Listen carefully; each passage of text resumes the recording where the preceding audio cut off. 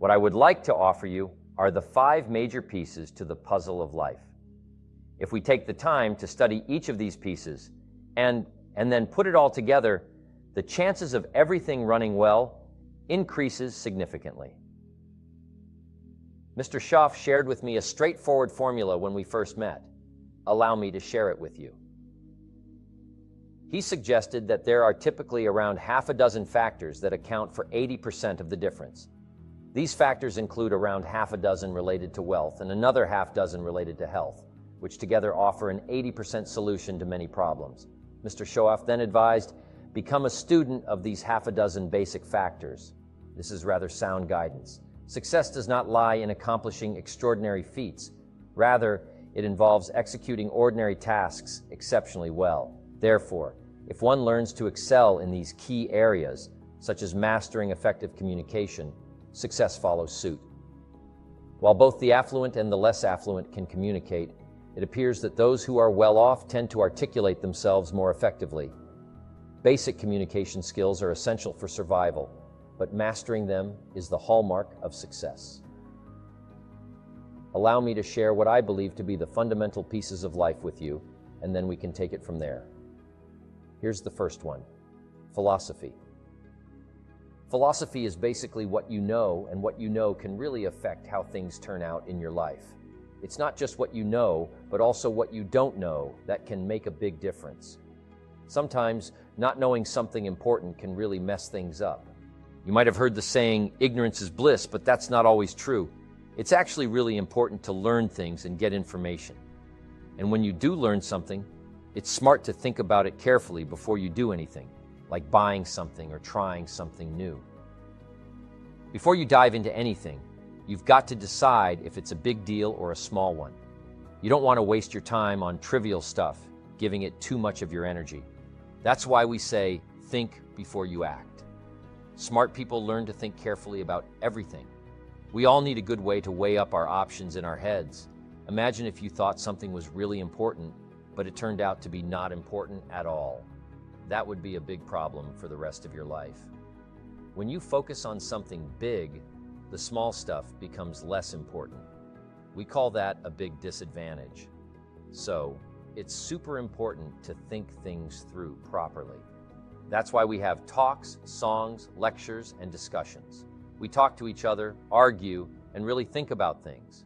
We need to figure out what's really valuable, because you don't want to spend a lot of time on something that doesn't matter. So, here's the deal. We gather information, think about it carefully, and then decide what's important.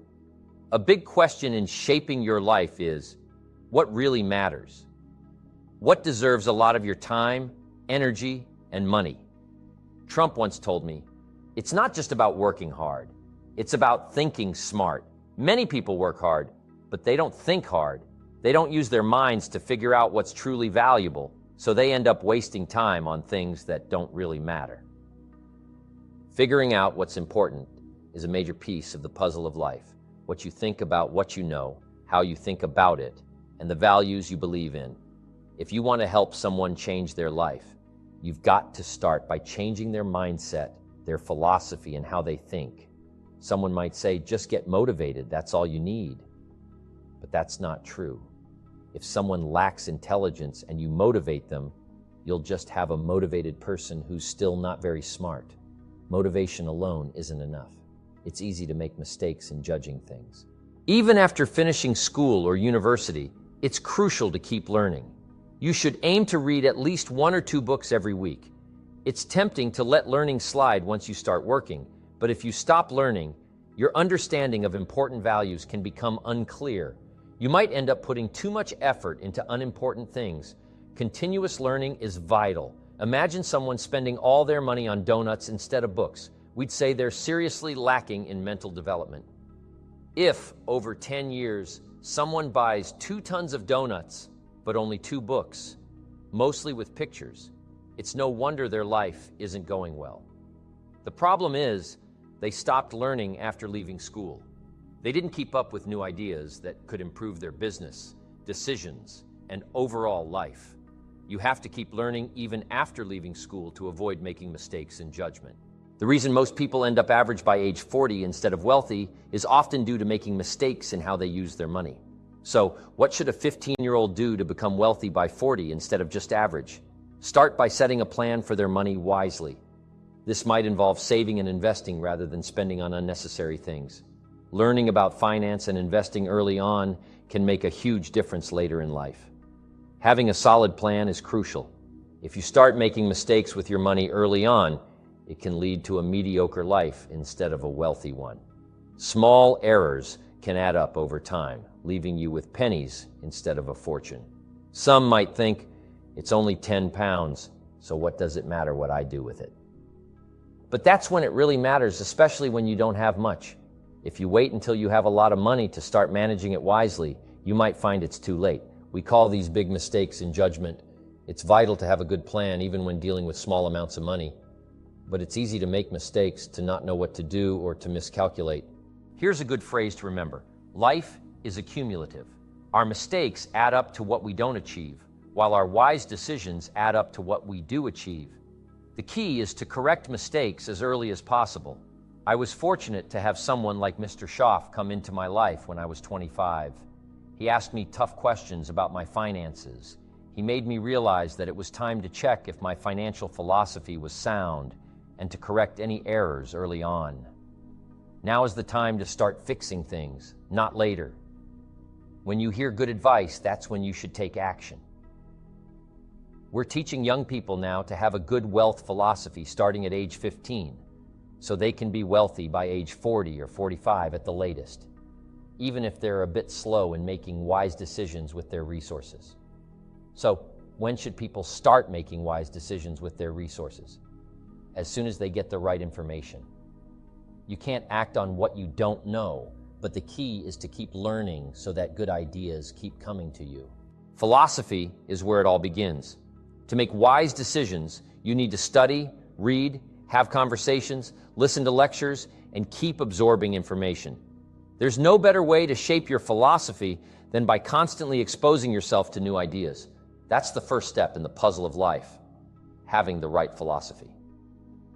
Now, here's number 2, attitude. Attitude is simply how you feel. First, what you know sets the sail of your life. Then, how you feel starts guiding you there. There are various ways to feel, aren't there? You can feel positive or you can feel negative. Consider this attitude. If this is all they pay, I'm not coming early and I'm not staying late on the job. That's a specific attitude, isn't it? If this is all they pay, I don't come early and I don't stay late.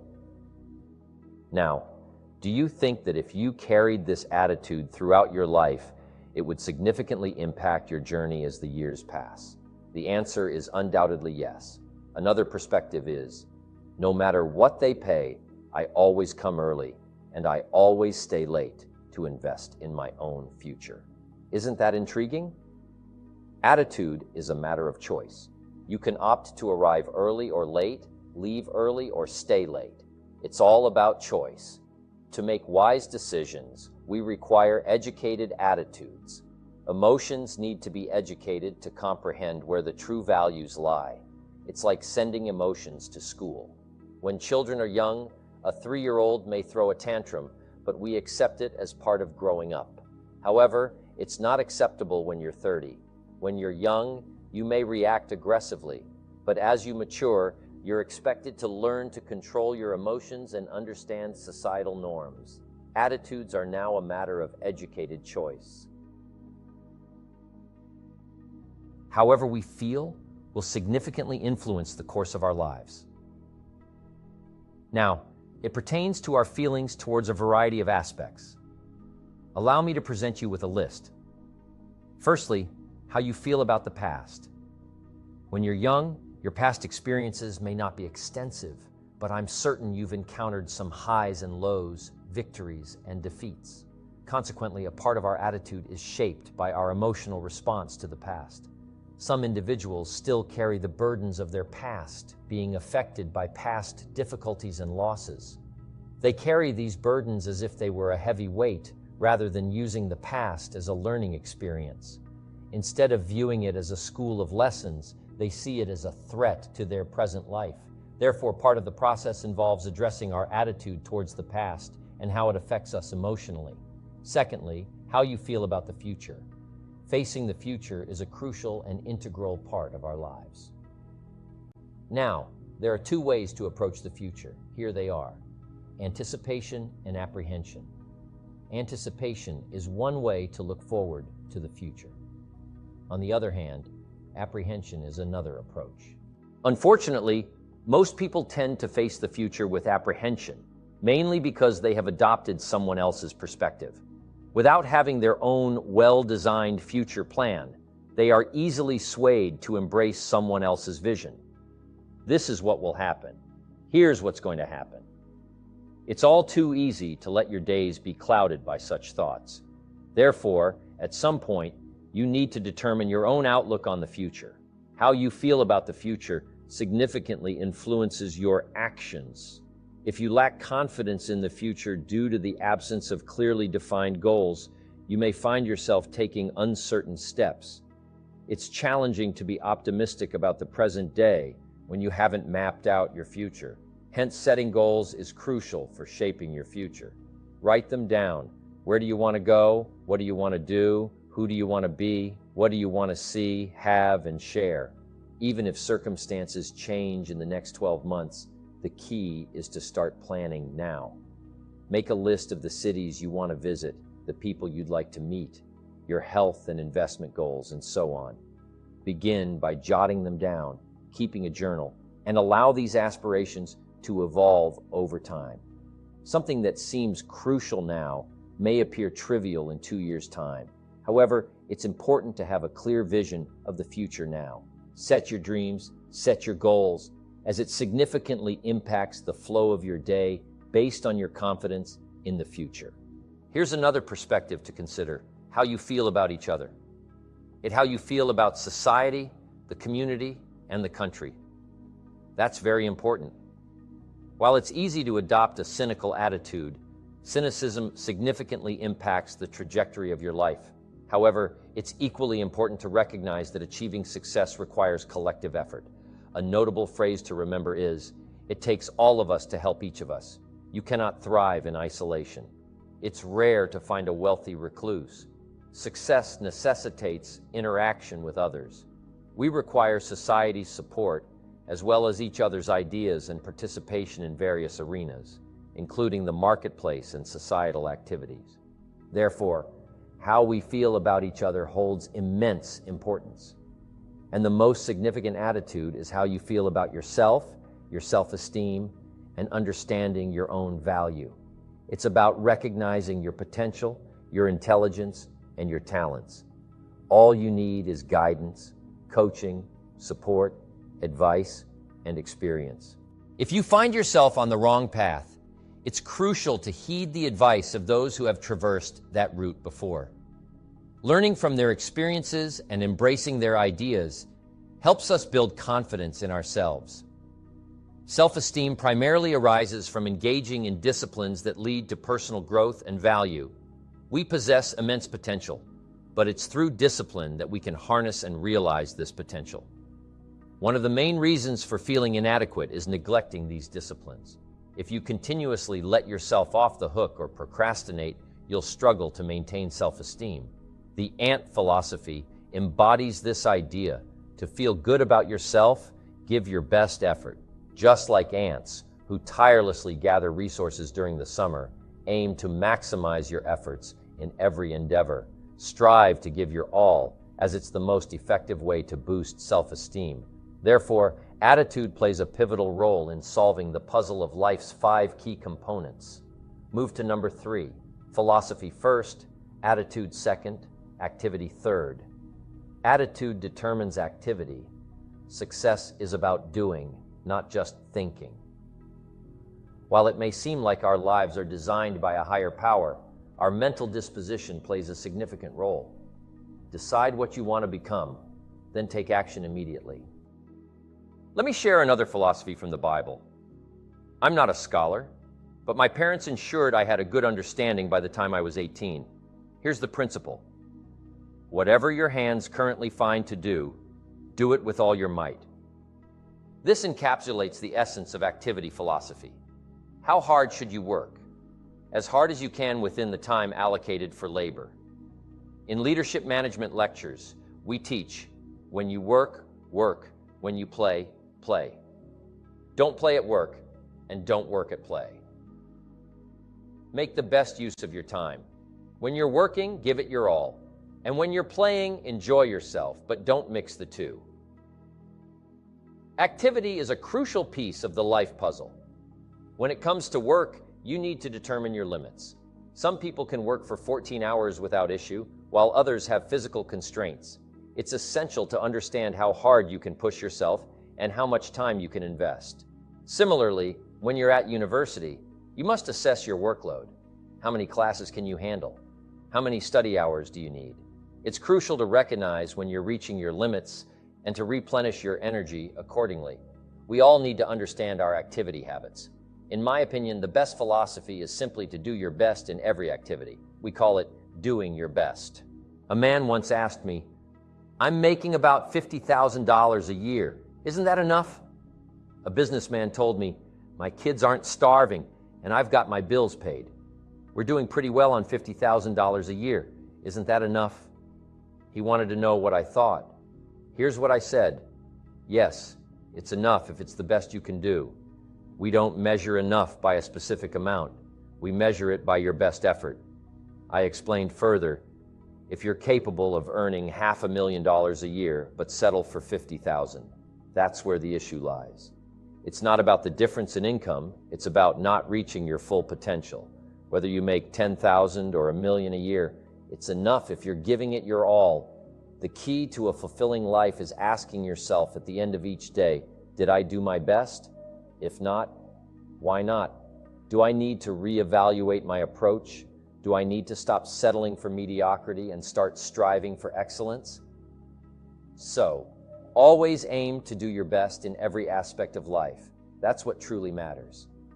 Once, a group of psychiatrists invited me to lecture for them in Los Angeles, which intrigued me, considering I had only attended college for a year. During my talk, I boldly stated, "Ladies and gentlemen, let me tell you what I believe most affects the mind." They asked, "What do you think most affects the mind?" I replied, "I believe it's simply doing less than you're capable of. It leads to various psychological issues." When do you truly feel good about yourself? When you've given your best effort. You don't need to win the ultimate prize.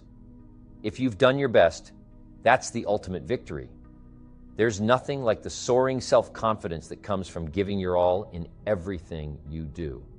It's what we call the philosophy of full effort activity. Attitude leads to number 4, results.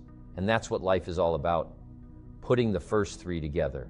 Good philosophy, attitude, and high activity to achieve the ultimate results. I've got a good phrase for you. Results are the name of the game. Now, the challenge of life can be summed up in a simple phrase. Let me share it with you. I believe you'll find it thought-provoking. The challenge of life is to make measurable progress in reasonable time. First and foremost, we must avoid being unreasonable with time. For instance, if we agree to do something and 5 minutes later, I inquire about your progress and you respond that you haven't even left the building yet, it's clear that asking after just 5 minutes is unreasonable. Conversely, if I wait 5 years to ask, we would consider that too late. We cannot expect significant progress in such a lengthy time frame, just as we cannot expect immediate results in mere minutes. Therefore, we must learn what constitutes a reasonable time frame for progress, growth, change, and development. This understanding is crucial for all, especially those aspiring to leadership, entrepreneurship, or management roles where working with others is involved. We must hold ourselves to reasonable standards of time management, while also expecting measurable progress within that time frame. How many years should a child spend in 4th grade? Approximately 1. Some may ask, well, if they're good students, could we extend it to 3 or 4? The answer is a resounding no. Spending 4 years in 4th grade is simply unacceptable. We apply family pressure, peer pressure, and various other forms of social pressure to ensure this doesn't happen. But wouldn't it be intriguing if we maintained the same level of social pressure throughout our lives? Consider this. What should society deem acceptable in terms of wise investments by age 30, enabling one to provide for oneself and their family? Somehow we seem to have overlooked such standards. Shouldn't it be considered desirable to achieve wealth by age 40? And shouldn't we question individuals who, by age 45, are not at least financially independent?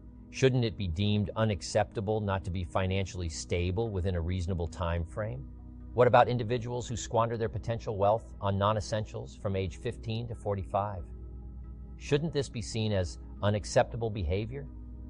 Teenagers often ask their parents why they aren't rich, pointing out that they live in a prosperous country like America. Aren't these valid questions? Consider the importance of having a sound plan versus a poor plan. Imagine a farmer who consumes his seed corn instead of planting it. Wouldn't we consider this reckless behavior endangering the future? It's an intriguing question to ponder. If we exert such pressure for academic performance in 4th grade, why not maintain similar pressure throughout life? It's a thought-provoking and debatable question. While society may ease expectations regarding ongoing results, I urge you to hold yourself accountable. Don't allow yourself to settle for less. Society may not demand much from you after university, but if you want to excel, you must impose those demands upon yourself. I urge you to carefully examine your results. We consistently assess outcomes at various stages of life, such as at ages 25 and 30, across multiple aspects, including health, wealth, culture, sophistication, lifestyle, and uniqueness. This ongoing evaluation serves to identify any errors in our actions. Making mistakes in our activities is surprisingly easy, which is why we emphasize in our leadership teachings not to confuse movement with progress. It's common to be deceived by busyness. Someone may appear busy for 10 hours a day, yet achieve little progress. It's crucial to be busy with the right tasks. Perhaps adjustments are needed in activity or attitude, or maybe even in one's philosophy. For instance, if someone justifies tardiness and early departure due to inadequate pay, it's a sign of a flawed mindset with long-term consequences. Regularly reviewing results helps pinpoint areas for improvement and potential shifts in mindset or behavior. Now let's delve into the final piece of the life puzzle, lifestyle. Lifestyle is essentially how you choose to live, and we refer to it as the genius of living well. What's fascinating about lifestyle is that all of us, particularly in this country, have the freedom to choose how we wish to live. Interestingly, you can derive either joy or animosity from your wealth, depending on your lifestyle choices. For instance, a father may possess money but lack style in his actions, as illustrated by a simple gesture of throwing money at his son. This highlights the importance of understanding that happiness is not accidental, but rather an art to be mastered. Economic knowledge alone does not guarantee happiness or cultural refinement. Cultured behavior requires study and practice, not just financial means. Therefore, the challenge is to find joy in simplicity while striving for one's aspirations. Reflecting on these 5 aspects of life, philosophy, attitude, activity, results, and lifestyle, prompts introspection on personal growth and decision-making. It's crucial to assess where one stands presently and make adjustments for a better future.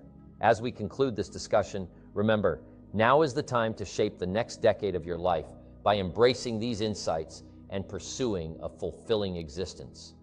In conclusion, the 5 fundamental aspects of life, philosophy, attitude, activity, results, and lifestyle, form the cornerstone of our existence and shape our journey towards fulfillment.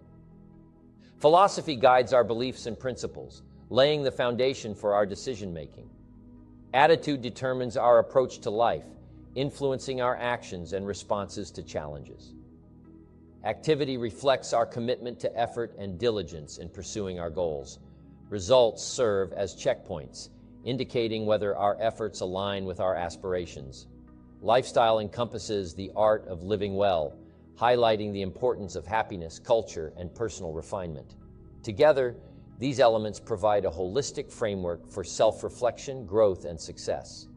By examining and nurturing each aspect, we can navigate life's complexities with wisdom, purpose, and resilience. Thus, embracing these fundamentals empowers us to lead meaningful and fulfilling lives, enriching our experiences and contributing positively to the world around us.